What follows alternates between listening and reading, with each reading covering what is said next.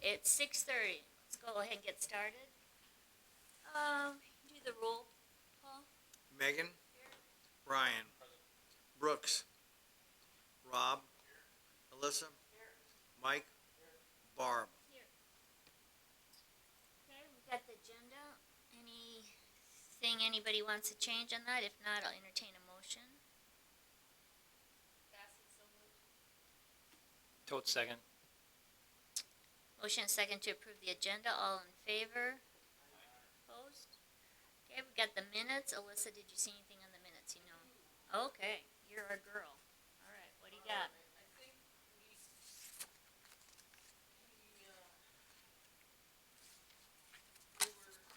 we were planning and zoning, then we were board of adjustment. And then when it goes back to planning and zoning, I don't know. It says, Alderwoman Fish called planning and zoning commission meeting to order, and shouldn't it say, I'm trying to think of what word, not resume, but Reconvene. reconvene is what I think maybe it should say. It's no big deal, but that was the only thing I saw. Okay, does somebody So move to approve With with that- that, yeah. change? Okay, Mhm. second? Okay, I've got a motion and a second to approve the minutes with the change from order to reconvene. All in favor? I Opposed? Okay, time for public comments. Anybody here? I don't see anybody. All right, moving on to discussion items. Patrick has quite a handful here for us. So these first three they all go together. The first one is a municipal code amendment, but it's in front of you all, so you won't have a public hearing necessarily on this one, but you would on the next two. It just helps provide a complete picture of what's happening. So last time we talked about whether you all would like to handle these determinations or if you would like staff to. The language as presented puts that burden on staff. And then if someone should appeal, then it would go to you all per our normal appeal process. But I guess that comes down to, so our normal, any decision made by staff related to planning and zoning or building code goes to the Board of Adjustment. Are you okay with that? Would you prefer it go to the City Council directly? Are you fine as written?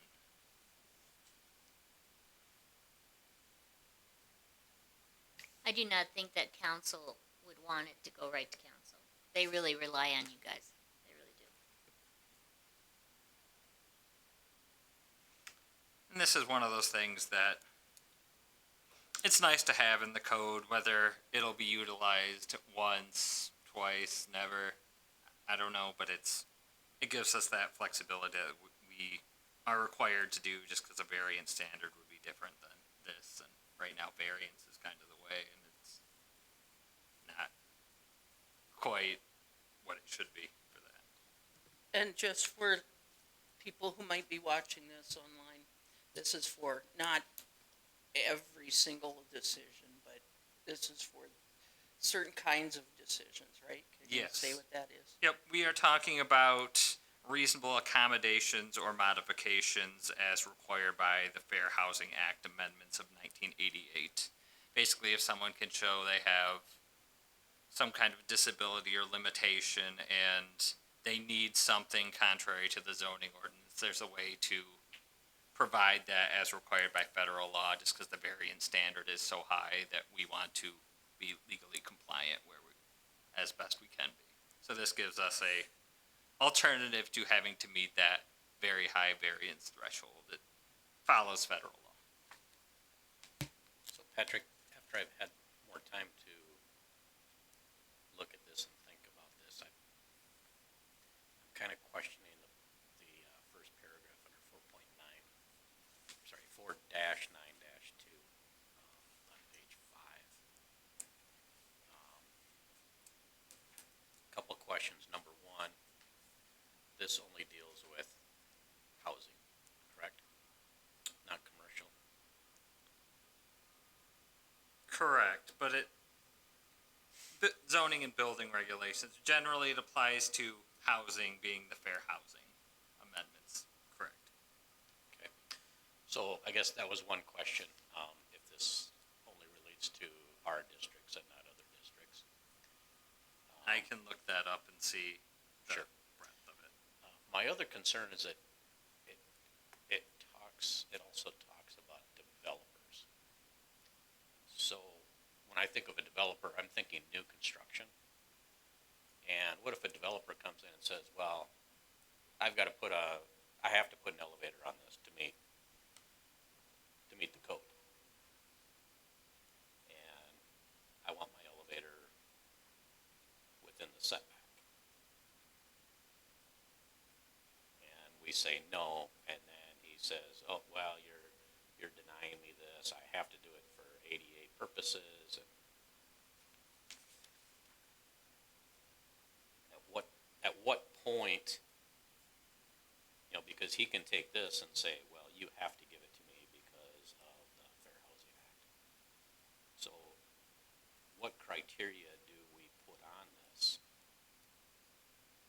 to say what is acceptable by this and what is not acceptable by this? It's kind of open. It just says if it has anything to do with fair housing and accommodating disabilities, that they can be granted exceptions. Yep. So some of that, as you kind of touched on, it'll apply more towards modifying something existing, just because that's harder to work around than building a new. This kind of gets into the required findings of 495 on page 7, specifically number 3. Is the requested reasonable accommodation or modification necessary is the key word. So if there are ways to have a plan where it is built according to our code and still provides the service, the reasonable accommodation or modification, I probably wouldn't necessarily see that as a necessary request if there's another way to do it that is reasonable and that complies. It's where you're modifying something that already exists, or I don't know, it's hard to think of hypotheticals where it would apply. The key word there is necessary, though, and that's probably where a lot of our analysis will occur. And whether we need to have stronger language than that, I'm open to that idea too, because necessary is, my definition of necessary is going to be different than every developer that comes in and says it's necessary. Wouldn't you have to have a specific person in mind, though, to invoke this? Generally, yes, because you have to. One requires that you provide something where the person or persons for whom it is requested, they have the disability. So you conceptually have to prove you have someone in mind with a disability that you can point to. The federal law allows for the developer or provider of the housing to apply. It's why that language is in there and looks a little clunky. Whether someone's renovating an apartment building or something, usually it would be in some cases it wouldn't be the actual owner, it would be a property management company potentially applying on behalf of an owner. The language is a little clunky looking at it. I guess, for example, in our business, we're tasked to renovate existing buildings. A lot of these old buildings, multi-story, don't have, I don't know why mine. Your microphone, the other microphone to the side, the little microphone. So somebody wants to go in and renovate an apartment building. It's multi-story, doesn't have an elevator. You have to do this to make it code compliant, and it would be required regardless of this because of ADA. Now, is it a hardship that they have to cut out a structural bay inside the building and put it internally? Or can they turn around and use this to say, no, we're gonna add it to the exterior and put it in the setback? guess that's kind of the example I'm thinking of, that I don't want someone to use this to save themselves some normal burden that they should anticipate doing. I guess I understand where you're coming from, but I think you're digging deeper than what this is. This is more, we're lowering the bar for a variance. We're saying that if you have a handicap, we can look at a reasonable accommodation outside of our code to allow for that handicap. But I don't think it requires us to allow for that handicap either. So I think it just gives us an opportunity to go outside of our code if there's a situation which someone has a handicap and we can, but I think you're digging into that somebody could manipulate it and force us, but I'm not sure that a reasonable accommodation would be something like that. But on the other side of it, I can certainly see someone trying to take advantage of that. So we need to be aware of that, but I don't know that that's the intent of it. I don't know that, I think that's where the city staff would bring it to us and we would look at it instead of them handling it, so I guess I don't think that this necessarily allows for someone to just manipulate it without us being able to say that, no, you can do that within our code. I think this just allows for us to go outside of the code if it needs something without having to go all the way to the variance. So. The way it's likely to functionally work is that should we get a request, we will likely reach out to the city attorney and follow her recommendation. Is likely how this would work in the event we do receive a request. And there, it opens up the door for a lot of gray area versus a variance. On the commercial side, the residential side, I'm not quite as worried about, but on the commercial side, I mean, we deal with this all the time. Existing buildings that don't have ramps up to the front door, I don't know, there's a lot here in Brandon, but there's always a possibility. For example, DD's across the street, there's a step going to the front door, not in compliance with the code. If they were to renovate that building, they would have to put a ramp on the front of that building, or proper steps. So that's just an example, and then somebody comes into this code, oh, well, according to this, because I have to meet accessibility and disabilities, this gives me an avenue to go down. I was gonna ask you, so that scenario you're talking about where you have an apartment complex, you have to put the elevator on the exterior and there may be a setback issue, how would the city of Sioux Falls handle that scenario? Do you know at this point, or, It would have to go through a variance. okay.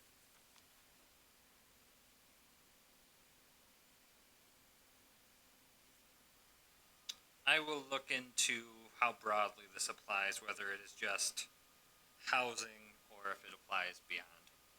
And I will bring back that information for our next meeting when the calendar opens up on here. First meeting is September, the 3rd or the 4th, I think it is.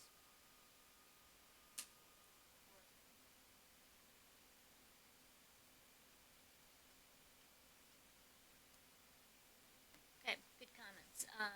Anything else on that one, or do we want to move on to number 7? That ties in, right? So the next one on page 9 just references in the administration and enforcement chapter where it deals with staff determinations. It includes language about reasonable accommodations that cites back to the municipal code. And that would be whatever language is applied in the last one. So this will be pending whatever happens with the municipal code one.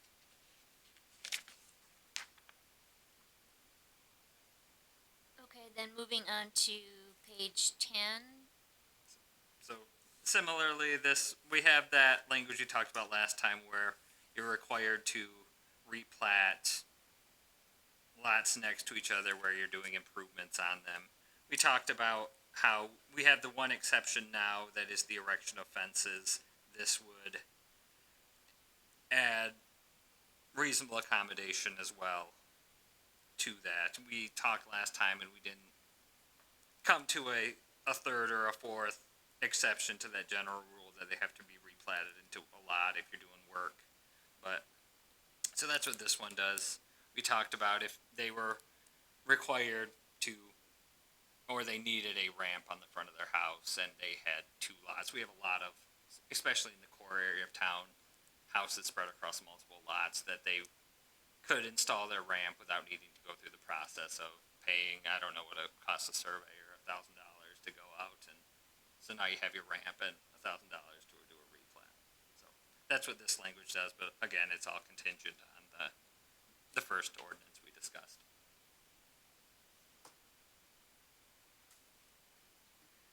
Okay, and then our favorite, mutual access.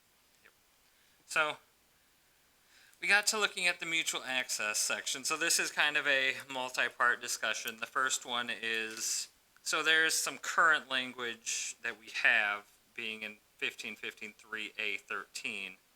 It leaves the decision to grant a parking lot mutual access easement up to the city engineer. Then it goes on to cite chapter 1522-1B, which is the conditional use permit section.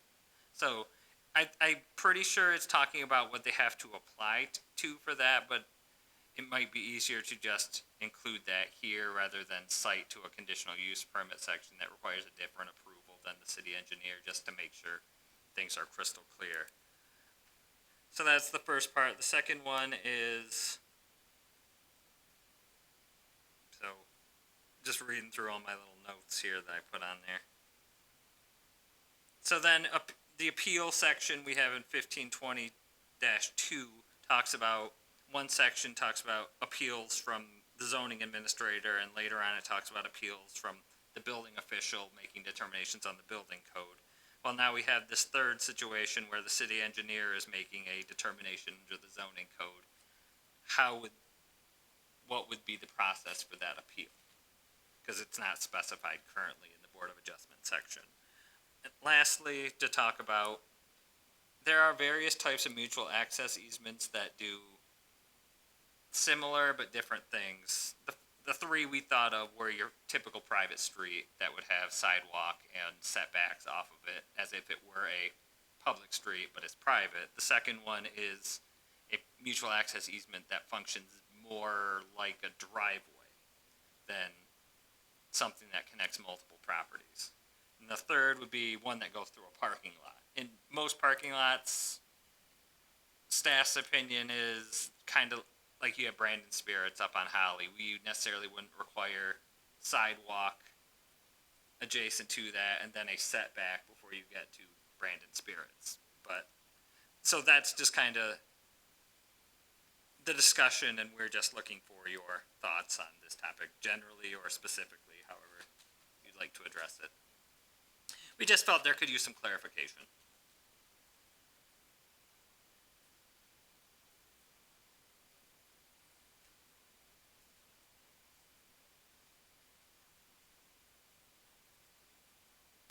So Tammy, as a city engineer, do you have anything specifically you'd like to see there? Because you're maybe going to be the one dealing with it. No, not really, but I do feel like lately we've had a lot of mutual access easements where in years past we really haven't had to deal with that a lot. But now that we have a lot more kind of parking lots and businesses coming to town that are trying to share parking lots and parking, it's starting to become an issue. And it's hard to kind of determine, when you need sidewalks, when you don't need sidewalks. I don't know.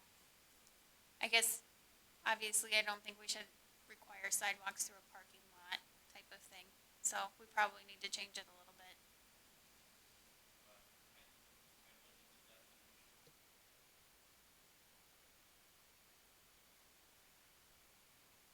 Parking, we're talking access.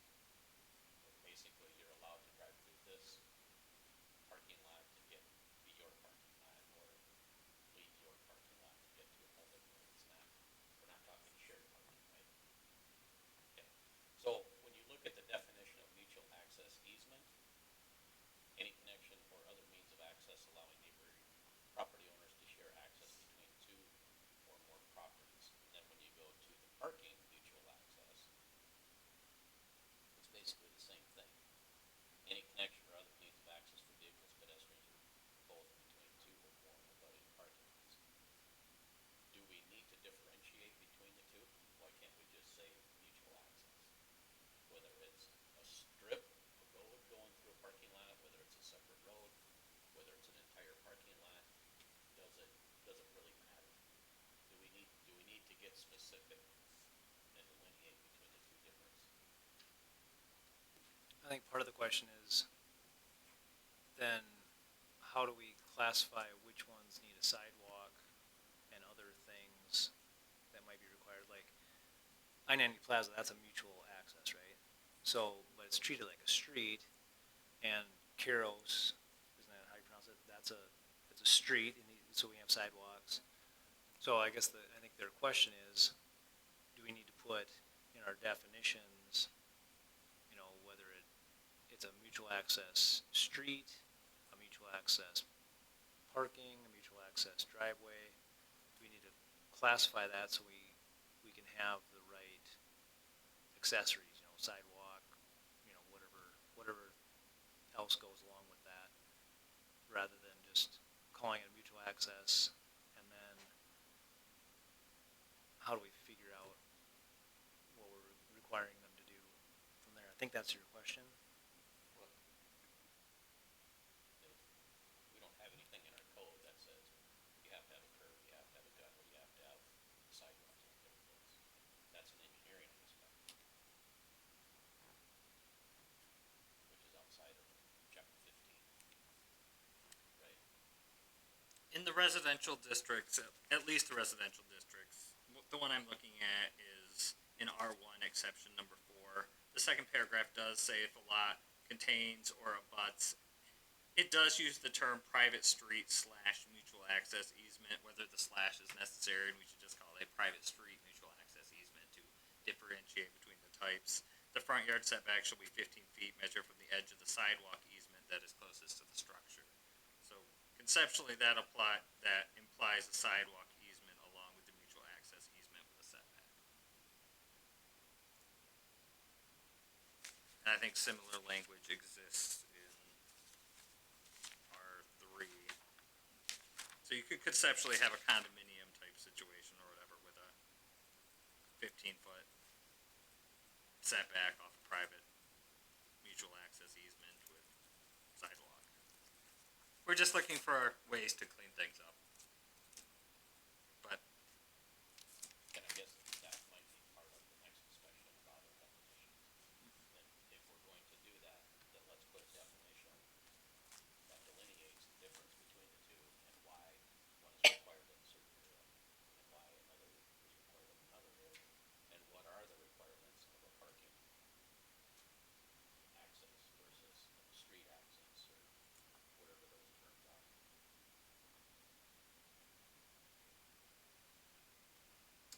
do you have a personal opinion whether that should be in zoning or like our design standards?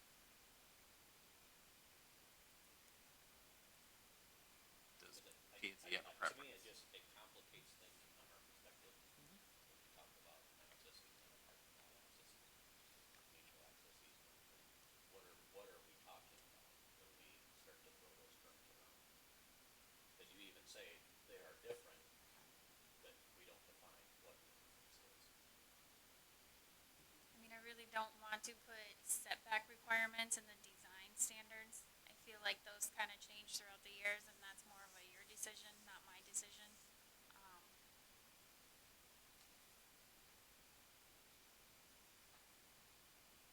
The sidewalk thing define standards as far as where they're required and where they're not. But it's always the setbacks that it keeps referring to that makes it kind of messy.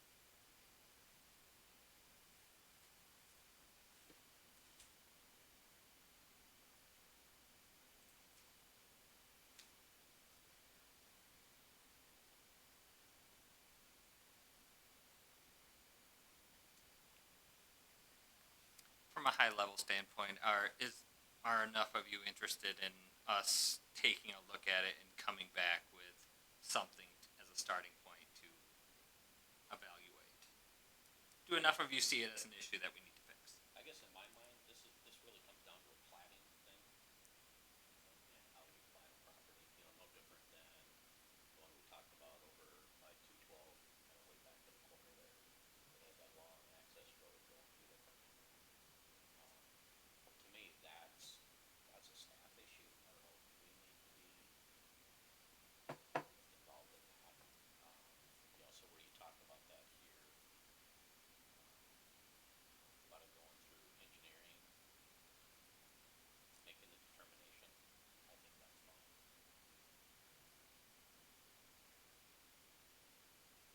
Because I think it has to be platted, right? Whether, regardless of if it's an access road or access in a parking lot. I mean, it could be an easement agreement too, which they still have an exhibit, that sort of thing, but it's not on an actual plat, but still filed at the Register of Deeds. But it's filed with the plat. Yeah, Yeah. with the property.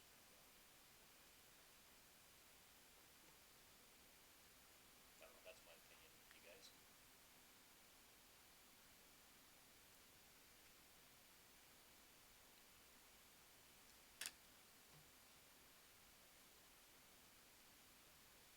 Because I think as long as we're thinking that if it's a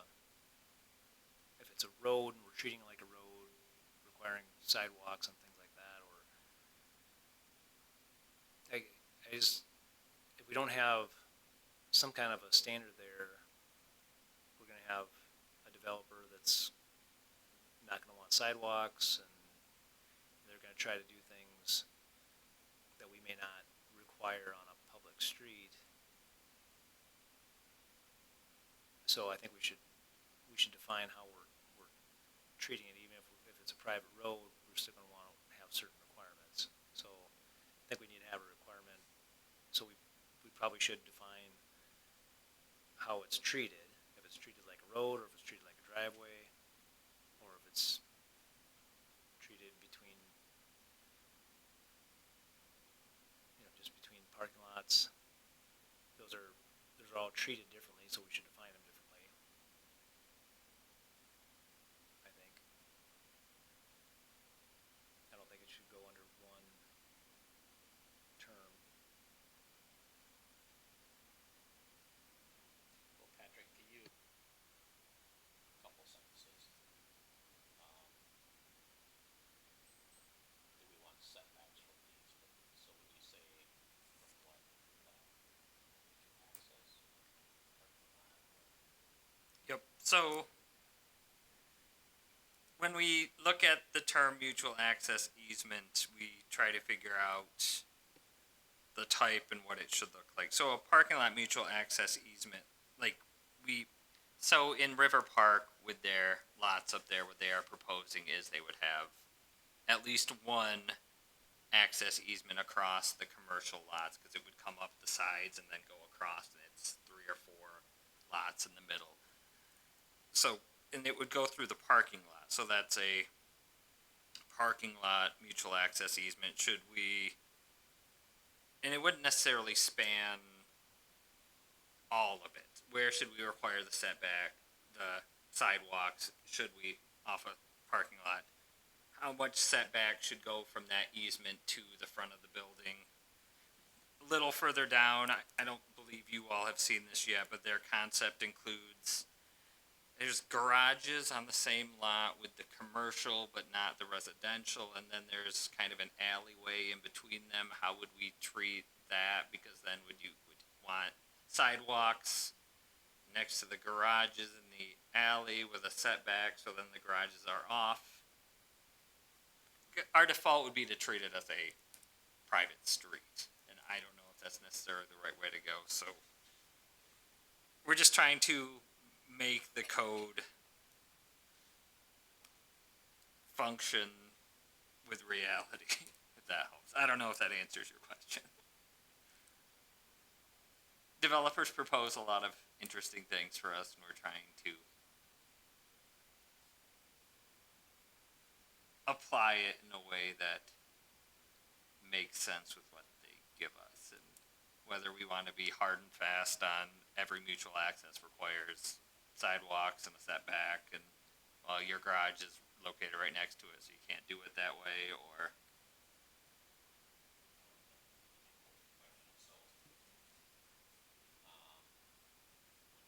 When Lee came in for that property on the corner of Redwood and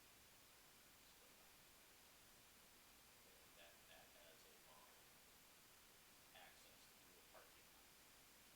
I don't recall that included sidewalk. I thought it went through the parking lot. I don't think we ever addressed that also had to include a pedestrian sidewalk from Split Rock to the back building lot. Is that what you're inferring that we also? What was there?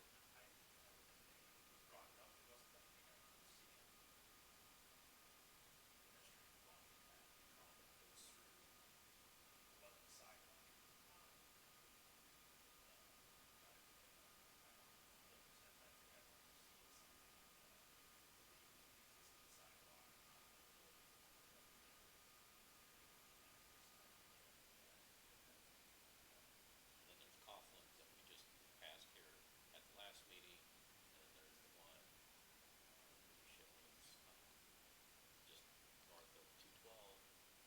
That was just access through the parking lot. There was no sidewalk back to that. So I guess are we saying we also have to include, now we have to include sidewalks as part of our access?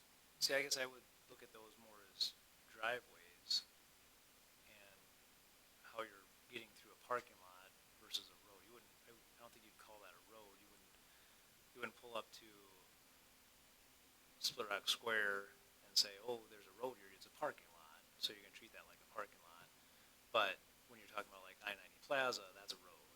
When you're talking about Caros, that's a road. And some of these developments, they might want to have something a little bit different, so they're going to have a private drive.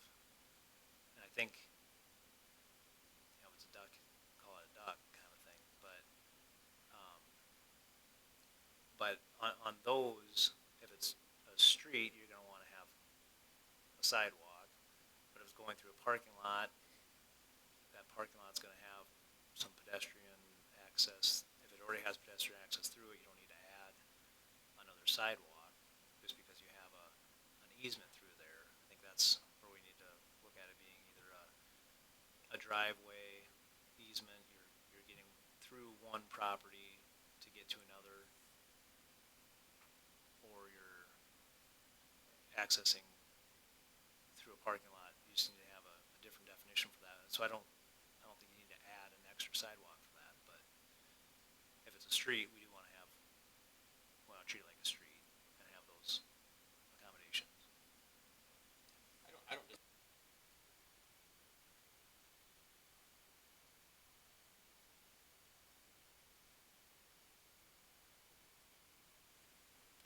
we're just looking for help coming for some official differentiation between them, because right now it's left on staff trying to do their best, which I hope all of us here do a good job, but I could get hit by a bus tomorrow and then someone's here and maybe, you know, Tammy gets a $1 million offer for some big engineering firm and she's gone tomorrow, and who knows who comes in next. And it's a lot of just staff opinion on when does a driveway become a public street? Is it serves more than 2 properties? Is it, or 3 properties or dwellings? Or we're just trying to nail down some differentiating things and then to treat them differently based on what they are.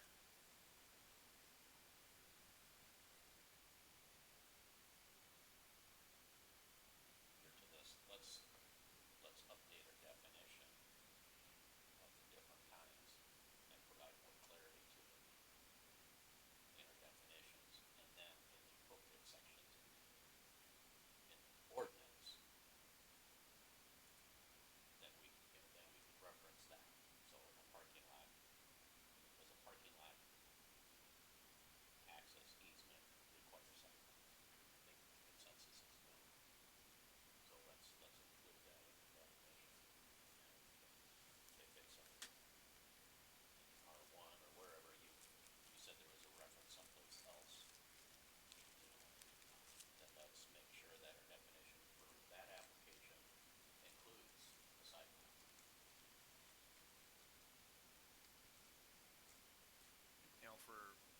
like R1 or R2 or if it's, I'm kind of thinking if you defined it as a street as the primary access to that area, and then it may be a street, but if it's, you're talking about like, something where they're gonna have a row of garages, right?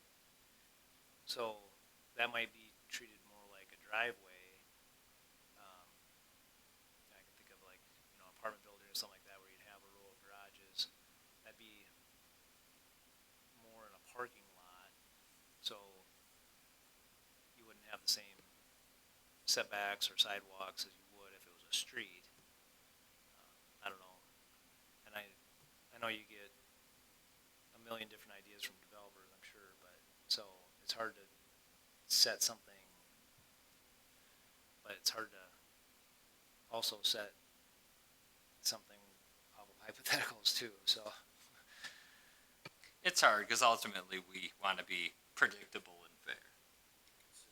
Yep, consistent as well.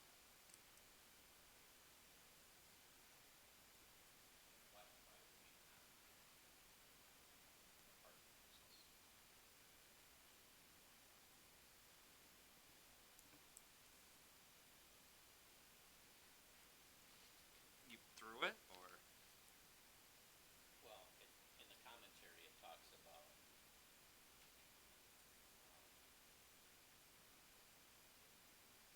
if someone was denied it, either granted or failed to grant a parking lot mutual access easement. I guess, why would we not grant?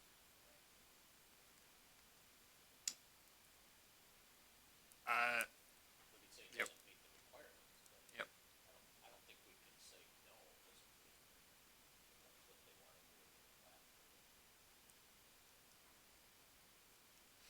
so I don't imagine a situation where Tammy would deny it, but absent having language in 1522, her decision would be, or whoever's decision that's the city engineer 10 years, 20, 50 years from now would be, it's their decision and there's no avenue to appeal is more what we're going for. I don't imagine a situation where they would deny it. There just isn't a way to appeal unreasonableness. Normally it's the other way around. I require it and they don't want it. Yeah. Brian,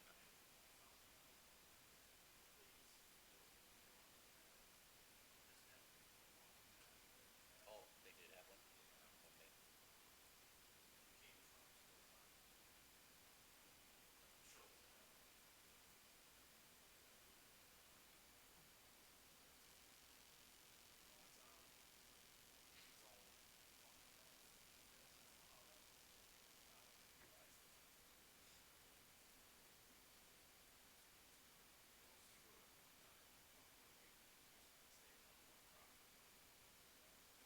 So some are including the sidewalk, some are not, I take it. Sidewalk drawn from Split Rock, going across the grass, and then it hits the parking lot, and then they just have it go into a future building in the back eventually. Which I don't know if he just did that, or if their engineer drew it, or if you asked him to, or not.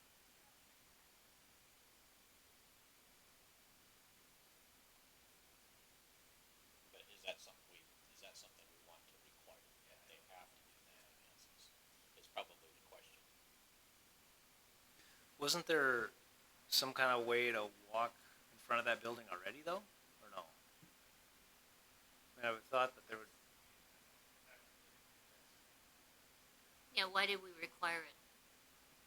Do you remember? You're talking about the one on Split Rock and Redwood, right? Yeah, Where they're having that building behind a building? yeah. Yeah, so there's still, I mean, ADA requirements and everything. If you're on Split Rock and you use a wheelchair, you still have to be able to get to that back building. So they still need to provide pedestrian access.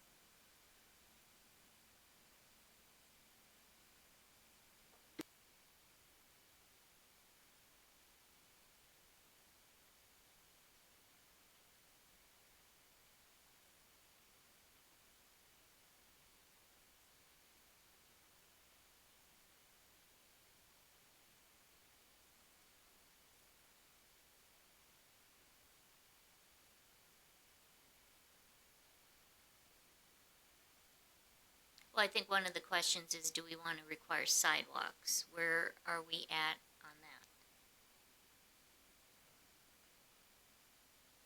Now, that, in that case, we're having to come off of Split Rock, so it's a little different situation. It's not just like a sidewalk in a parking lot.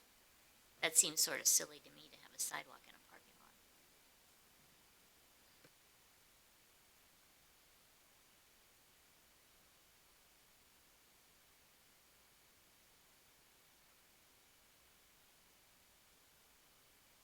And if it's like like Coughlin's driveway, you wouldn't make them put a sidewalk in there, you know. I think if it's a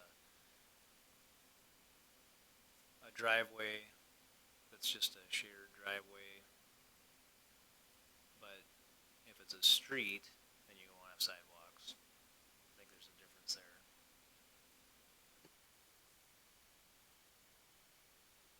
That do not have a dedicated sidewalk from their front door to the street. A lot of businesses in this town. And I don't think that, Paul, correct me if I'm wrong, I think you just have to have a means of getting from the door to the public way. Doesn't necessarily delineate between going across the parking lot or a dedicated sidewalk. You obviously can't go across Lansing, but I guess the question is, are we asking for a dedicated sidewalk that is not part of the flow of traffic as a dedicated easement? Because that's gonna get really complicated.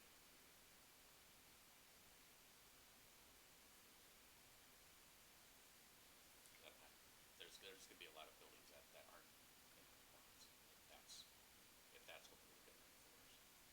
Well, plus wouldn't we be driving over it if it's in the parking lot? Yeah, that,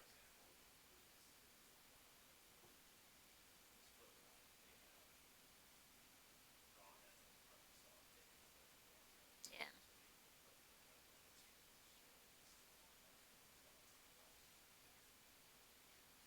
It's not a poured concrete sidewalk, yeah.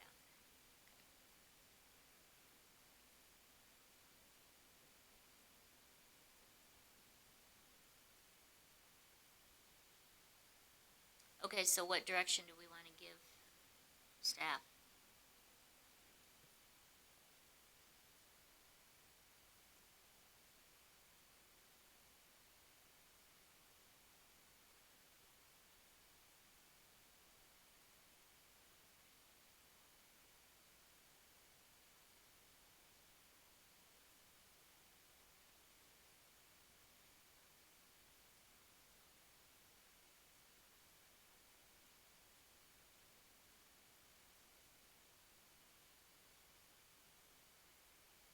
So Brian, what you were saying is as long as they can get across the parking lot for ADA purposes, some way, whether it's a sidewalk or just going across the parking lot, that would meet ADA.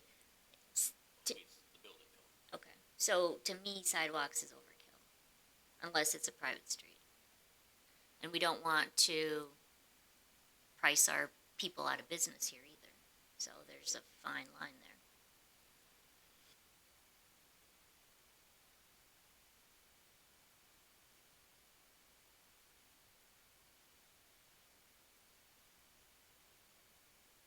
Situation, and there's hundreds of different Can't. situations that can possibly, come in the door.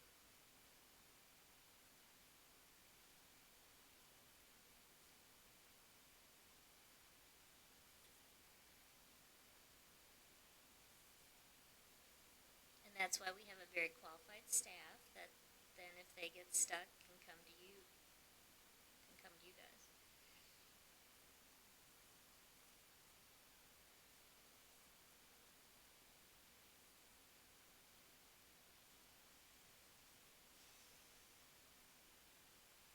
To keep things flowing, we'll write something up and bring it back next time, whether it goes anywhere or not.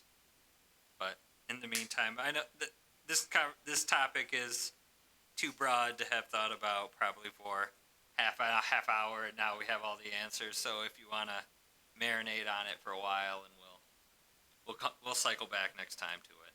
Is there a certain situation that brought this up?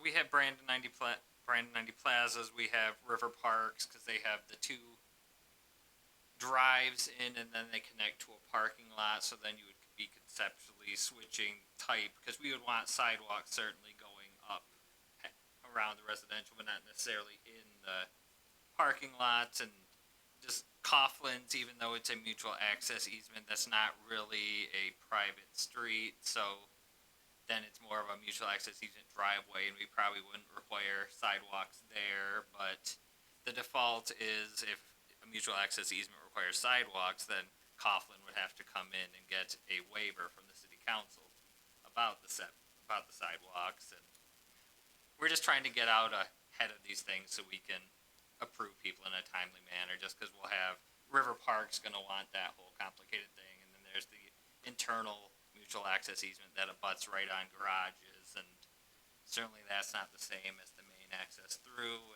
but it's all called a mutual access easement, and we're just trying to get out ahead of it. And I would prefer it's not just how's staff feeling today, and we'll just make a decision. We'd rather have some kind of standards behind it. Well, it looks more like a duck, so it's a duck, and just staff doing things out here. Appreciate that. And when you say the word abut, I get really nervous, and then there's the word adjoin, and let's try to keep those out of there.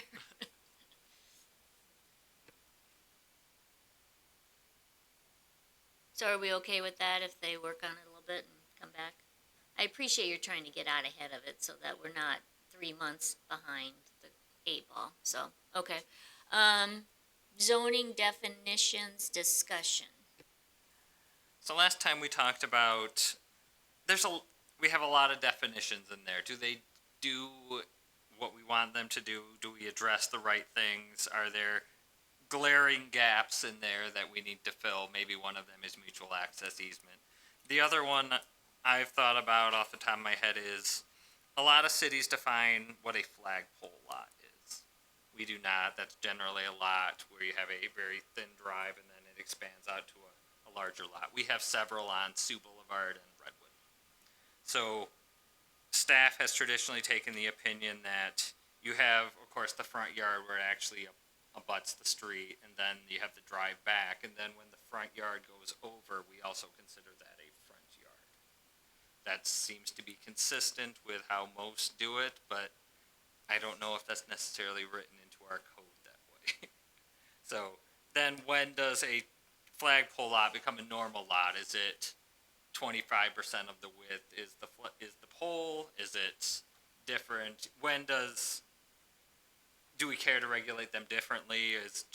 Would you prefer just that little bit of frontage that touches the road is the front yard, then everything else would be a side or a rear yard? Or we're just looking to be consistent, predictable, and fair. And right now we do not address flagpole lots specifically, but we do have them. And surprisingly, we get a fair amount of building permits on them, and we do our best.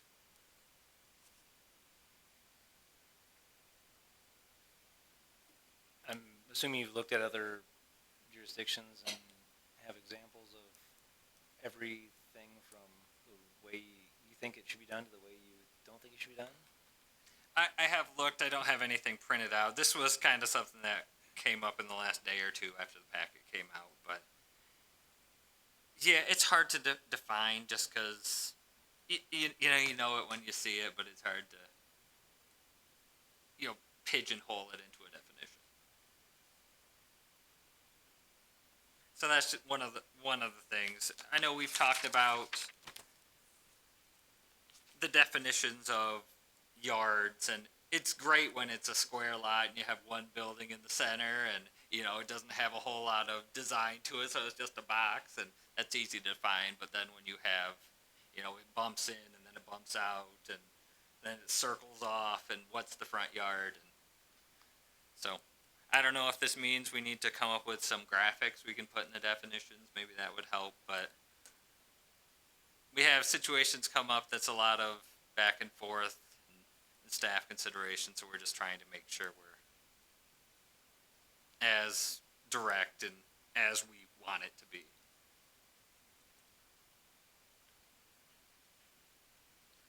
A little while back, and I think talked about it before and after one of the meetings, was we have, so the definition of a front yard is, I will pull it up here. Zoning code is long.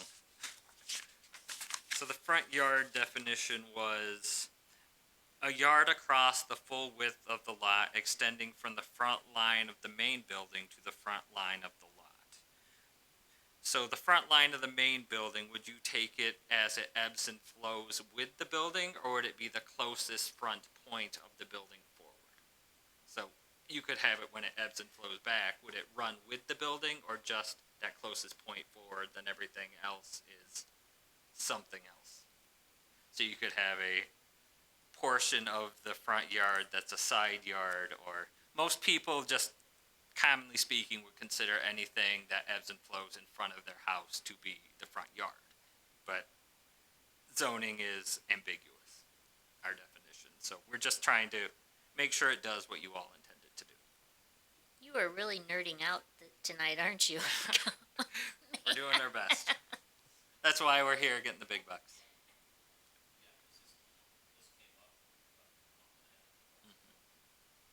In staff's definition, we went with the ebb and flow of the building just because that's how most would consider their front yard.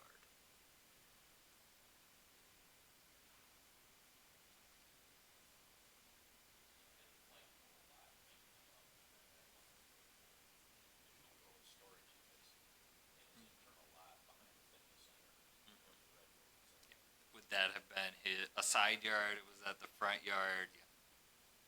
And, he had a front yard that was against someone else's backyard. He's like, well, why do I need to be 25 feet away when you can be 5 feet on the other side of my property?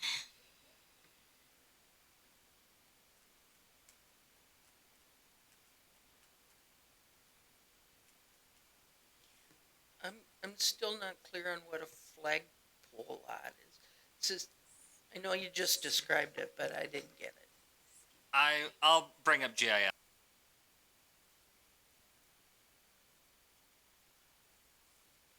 Like, that one I read was just the drive that went up, and then the yard expands, like their property expands. Yeah.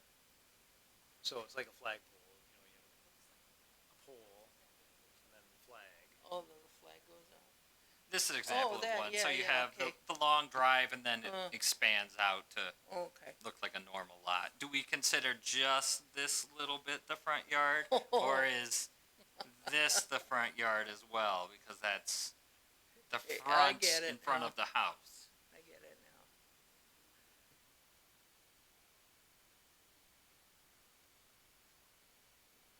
And then sometimes you have this, and it's clearly a flag, but what happens then if it's this? The line's here, and then it goes back. That's probably not as much of a flagpole lot. So then is this just the frontage? There's a certain point where there's the line drawn, and we're just trying to figure out where that is. So is this something like you would like to work on some of the definitions that have been problematic for you? I mean, you can't take on all the definitions right now. Just some of them at this point?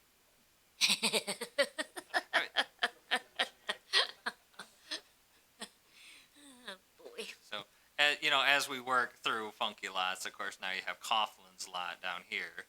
So not quite a flagpole, but I could see where if you have the frontage here. So then what is that? What is this little guy? So where do you draw the line on when something is roughly parallel to the front, but not touching the street? Can you just make us a list of where you want to start? And we can do that? You can do that, or if you've noticed anything that's particularly frustrating, let me know too, and we can start there as well. I agree.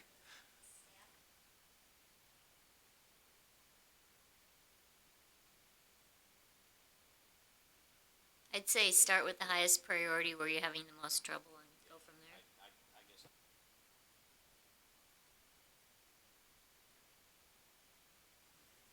course, and then we just need Rob to build perfect rectangle lots and rectangle houses, no flare.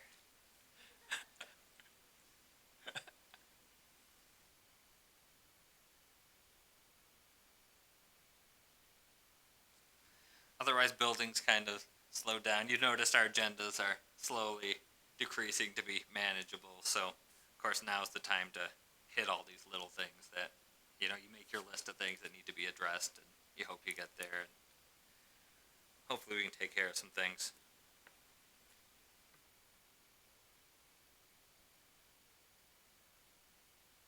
How's our building permits? Are we holding steady or? There's people coming in, some new homes in Aspen Ridge, so Allen Homes is always, building, so. I want to say your estimate this morning was 33 single family and about 77 multifamily. So, doing fairly good this year. I think we're less multifamily than last year, but last year was quite the with abnormality with Velco going up all at once. Do you know if there are actually people in all of those? Any idea? There are some, in probably the first 5 or 6 buildings. Really? Wow. That's great. Okay, do we have anything else? Staff got anything else? Okay. We're in less than an hour. Let's roll. Move to adjourn. Second. Motion is second to adjourn. All in favor? Okay, opposed? All right. Hey, thanks everybody for your help. We are adjourned at 7:28 p.m.